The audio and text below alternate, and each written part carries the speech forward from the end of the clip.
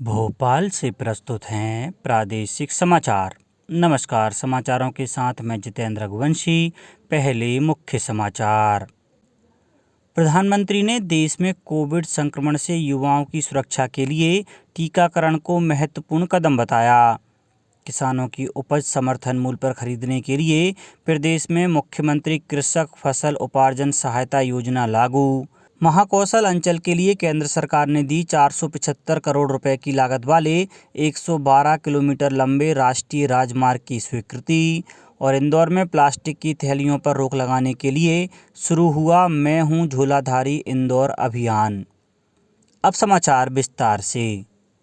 प्रधानमंत्री नरेंद्र मोदी ने कहा है कि देश में कोविड संक्रमण से युवाओं की सुरक्षा के लिए महत्वपूर्ण कदम उठाया गया है। श्री मोदी ने एक ट्वीट में टीका लगवा चुके 15 से 18 वर्ष के किशोरों को बधाई दी। प्रधानमंत्री ने उनके अभिभावकों को भी बधाई दी और अधिक से अधिक संख्या में किशोरों को टीका लगवाने के लिए प्रोत्साहित करने का आग्रह किया। इस बीच राष्ट्रव्यापी कोविड टीकाकरण अभियान के तहत देश में 146 करोड़ 70 लाख से अधिक टीके लगाए जा चुके हैं। स्वास्थ्य मंत्रालय ने बताया है कि पहले दिन लगभग 42 लाख टीके 15 से 18 वर्ष आयु वर्ग के बच्चों को लगाए गए। प्रदेश में भी करीब 10,26,000 से अधिक कोविड टीके लगाए गए। राज्यपाल श्री मंगूभाई पटेल ने कहा है कि योजनाओं की सफलता उसका धरातल पर पहुंचना है। योजना के प्रभावी क्रियान्वयन के लिए मैदानी हकीकतों से परिचित होने की सतत व्यवस्था होना जरूरी है। समस्या समाधान के लिए संवेदनशील दृष्टिकोण के साथ प्रयास जरूरी हैं। उन्होंने कहा कि संवेदनशील दृष्टि का सरल तरीका है कि पीड़ित के स्थान पर स्वयं को रखकर समस्या पर विचार और निर्णय किया जाए। राज्यपाल श्री पटेल कल राजभवन में सामाजिक न्याय और स्कूल शिक्षा विभाग की बैठक को संबोधित कर रहे थे। राज्यपाल श्री मंगूभाई पटेल ने कहा कि योजनाओं की मंशा अनुरूप उनका अनुपालन हो, इसके लिए निरंतर मैदानी स्थिति की समीक्षा की जानी चाहिए। उन्होंने स्वयं के अनुभव का उल्लेख करते हुए कहा कि सीधा संवाद कार्य की गुणवत्ता और त्वरित क्रियान्वयन के लिए जरूरी है। समस्याओं के वास्तविक आकलन और समाधान के लिए अभिलेखों के साथ जमीनी सच्चाइयों से निर्णयकर्ता का प्रत्यक्ष परिचित होना जरूरी है। ऐसा करने से समस्या का मूल स्वरूप स्पष्ट होता है, प्रभावी समाधान का रास्ता मिलता है। प्रदेश में सोमवार को 10,32,996 डोज लगाए गए। इनमें सागर में 168%, छतरपुर में 166% और मंदसौर में 133% उपलब्धि हासिल की गई। मुख्यमंत्री शिवराज सिंह चौहान ने कहा है कि राज्य मंत्रिपरिषद के सदस्य जिलों में भ्रमण कर स्वास्थ्य एवं उपचार की सुविधाओं का जायजा लें। मुख्यमंत्री ने कहा कि प्रदेश में आर्थिक गतिविधियों पर कोई अंकुश नहीं रहेगा और विद्यालयों में भी 50% क्षमता से उपस्थिति की व्यवस्था कायम रहेगी। उद्यानिकी, खाद्य प्रसंस्करण एवं नर्मदा घाटी विकास राज्य मंत्री श्री भारत सिंह कुशवाहा ने कहा है कि प्रदेश में जैविक खेती को बढ़ावा देने के लिए उद्यानिकी विभाग ने कार्य योजना तैयार की है। गौशालाओं को नर्सरी से जोड़ा जाएगा। राज्य मंत्री श्री कुशवाहा कल मंत्रालय में विभागीय कार्यक्रमों एवं योजनाओं की समीक्षा कर रहे थे। राज्य मंत्री श्री कुशवाहा ने कहा कि प्रदेश के सब्जी और फलों के उत्पादक किसानों को जैविक उत्पाद पैदा करने के लिए प्रेरित किया जाएगा। इसके लिए जैविक खेती करने वाले किसानों का सर्वे कर जिलावार संख्या एकत्र की जाएगी। ऐसे किसान जो जैविक सब्जी और फलों के उत्पादन से जुड़े हैं, उनको सहायता भी दी जाएगी। जैविक खाद के लिए गौशालाओं से निकलने वाले गोबर के जैविक खाद को सीधे किसानों तक पहुंचाने की योजना बनाई गई है। नर्सरियों को गौशालाओं से जोड़ने से जैविक उत्पादन करने वाले किसानों और गौशालाओं को लाभ होगा।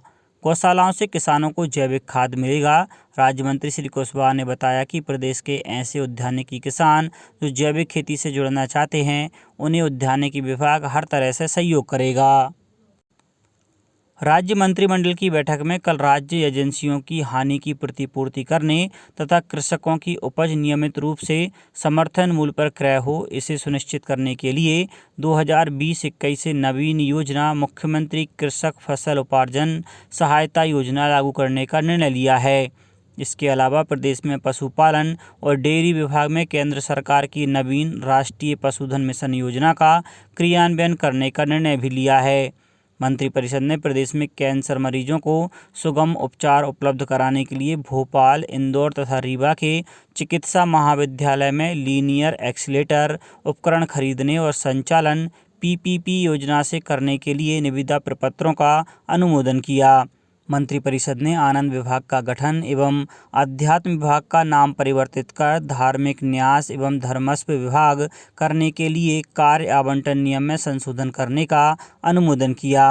मंत्रिपरिषद ने strengthening teaching learning and results for status stars कार्यक्रम के क्रियान्वयन की सैद्धांतिक स्वीकृति भी दे दी। नगरीय विकास एवं आवास मंत्री तथा भोपाल जिले के प्रभारी मंत्री श्री भूपेंद्र सिंह की अध्यक्षता में मंगलवार को संपन्न हुई जिला क्राइसिस मैनेजमेंट की बैठक में निर्णय लिया गया है कि जिले में कोरोना संक्रमण के बढ़ते प्रभाव को देखते हुए प्रभावी रूप से मास्क लगाने का अभियान चलाया जाए। मास्क नहीं लगाने वालों पर 200 रुपये की चालान लगाने की कार्यवाही की जाए। प्रभारी मंत्री श्री भूपेंद्र सिंह ने कहा कि कोरोना की रफ्तार को देखते हुए जरूरी है कि भीड़ वाली जगहों पर भीड़ को नियंत्रित करने के लिए प्रभावी अभियान चलाया जाना चाहिए। इसके लिए ऐसी जगहों को चिन्हित करें जहां पर भीड़ भाड़ होने की अधिक संभावनाएं होती हैं। इन जगहों पर दुकानदारों और ग्राहकों के लिए जागरूकता अभियान भी चलाया जाए। जिले में आयोजित हो रहे विभिन्न मेलों के संबंध में चर्चा करते हुए प्रभारी मंत्री ने कहा कि ऐसे मेलों के संबंध में क्राउड मैनेजमेंट की रिपोर्ट बनाई जाए। जिला प्रशासन निर्णय करे कि अधिक भीड़ तो नहीं हो रही है, कोविड गाइडलाइन का पालन हो रहा है या नहीं। कोविड गाइडलाइन का पालन नहीं होने पर ऐसे मेलों को बंद करने की कार्यवाही करें। सीहोर जिले की आंगनबाड़ी केंद्रों को समाज की मदद से मजबूत बनाने के उद्देश्य से अडॉप्ट इन आंगनबाड़ी कार्यक्रम शुरू किया गया है।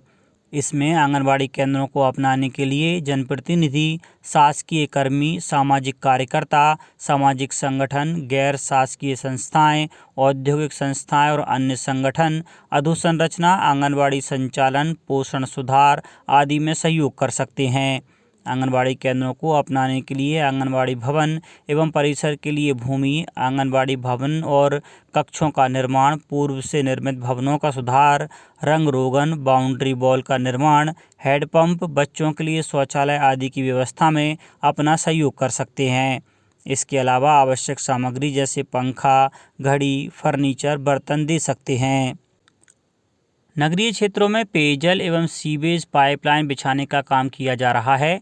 सर्विस यूटिलिटी जैसे गैस पाइपलाइन, टेलीफोन लाइन बिछाने के लिए भी नगरीय निकाय द्वारा NOC दी जाती है। इस संबंध में प्रमुख अभियंता नगरीय प्रशासन एवं विकास ने सभी नगरीय निकायों को निर्देश दिए हैं कि पक्की सड़कों में सर्विस यूटिलिटी लाइन डालते एवं सड़क की खुदाई करते समय केवल रोड कटर का ही उपयोग किया जाए। कटिंग के समय यह ध्यान रखा जाए कि सड़क का भाग असमान तरीके से न कटे। HDD हॉरिजॉन्टल डायरेक्शनल ड्रिलिंग तकनीक से भी सर्विस यूटिलिटी बिछाई जा सकती है। इससे सड़क खोदने की आवश्यकता नहीं होती। केंद्र सरकार ने 475 करोड़ रुपए की लागत वाले 112 किलोमीटर लंबे राष्ट्रीय राजमार्ग की स्वीकृति प्रदान की है। लोक निर्माण मंत्री गोपाल भार्गव ने बताया कि महाकौशल अंचल में बनाए जाने वाले इस मार्ग के निर्माण से अंचल के आर्थिक और सामाजिक विकास के नए आयाम स्थापित होंगे। इसके तहत राष्ट्रीय राजमार्ग 45 पर डिंडोरी से अमरकंटक तक 329 करोड़ रुपए की लागत से 77 किलोमीटर तथा कुंडम से शाहपुरा तक 146 करोड़ रुपए की लागत से 32.5 किलोमीटर मार्ग को 2 लेन करने के लिए स्वीकृति प्रदान की गई है। लगातार 5 बार देश का सबसे स्वच्छ शहर होने का तमगा हासिल कर चुके इंदौर ने प्लास्टिक प्रदूषण से मुक्ति के लिए एक नवाचार किया है। शहर में प्लास्टिक की थैलियों पर रोक लगाने के लिए मैं हूँ झोलाधारी इंदौर अभियान शुरू किया गया है। अभियान के पहले दिन पलाशिया चौराहे पर स्वयं सहायता समूह की महिलाओं ने 40 सिलाई मशीनों के माध्यम से झोलों का निर्माण किया। नगर निगम आयुक्त सुश्री प्रतिभा पाल ने बताया कि इस अभियान में 6 दिन में 1 लाख कपड़े के झोले बनाकर वितरित करने का लक्ष्य है। अभियान में अलग अलग वर्ग समूह के लोगों को बुलाकर उनसे झोले का निर्माण करवाया जाएगा। इन झोलों को 2 रुपये से 5 रुपये प्रति नग की दर से नागरिकों में वितरित किया जाएगा। कल विश्व ब्रेल दिवस था। दृष्टि बाधित लोगों के लिए ब्रेल लिपि के महत्व का प्रसार करने के लिए प्रत्येक वर्ष 4 जनवरी को यह दिवस मनाया जाता है। विश्व भर में लाखों दृष्टिबाधित लोग ब्रेल लिपि के माध्यम से शिक्षा और प्रशिक्षण प्राप्त कर रहे हैं। इस लिपि में अक्षरों को उभरी हुई बिंदुओं के माध्यम से लिखाई की जाती है। अब बात मौसम की। मध्य प्रदेश में बारिश शुरू होने जा रही है। अगले 24 घंटों के दौरान पश्चिमी राजस्थान में चक्रवात सक्रिय होने की संभावना है। इससे सटे एमपी के जिलों नीमच और श्योपुर के रास्ते बादल प्रदेश में आएंगे। इससे 10 जनवरी तक प्रदेश के विभिन्न हिस्सों में बारिश होगी। कुछ जगहों पर ओले भी गिर सकते हैं। इस दौरान भोपाल और इंदौर में गरज बरस के साथ बारिश होगी। मौसम वैज्ञानिक वेद प्रकाश सिंह ने बताया कि पाकिस्तान से आ रही नमी भरी हवाएं काफ़ी नीचे होने से एक ट्रफ लाइन के रूप में हैं। 5 जनवरी से पश्चिमी राजस्थान और आसपास के इलाकों में एक चक्रवात बनने जा रहा है। इसका सीधा असर मध्य प्रदेश पर पड़ेगा। तेज हवाएं 6 जनवरी को उत्तर पश्चिमी भारत को काफ़ी प्रभावित करेंगी।